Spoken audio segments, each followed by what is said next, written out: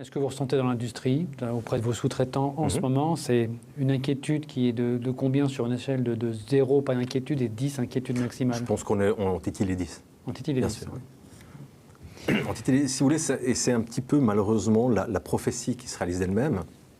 C'est-à-dire, il y a cette espèce d'angoisse, et en plus, si c'était posé, on se dit, bon, ben, on va composer avec ça, mais c'est quelque chose qui est là, et qui peut du jour au lendemain disparaître. On peut revenir à 10 ou 15%.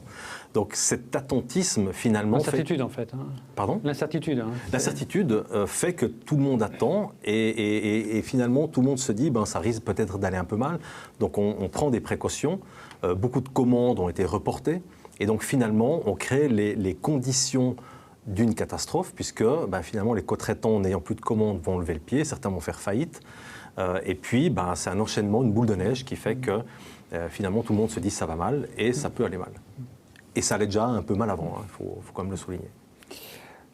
Peut-être que ça va être un des sujets importants à discuter au Geneva Watch Days. Terminons par cet événement. Donc c'est bien votre première vraiment participation officielle. Hein. Vous êtes dans la liste des participants. On est inscrit dans la liste, exactement. Quel est l'intérêt pour vous d'y être?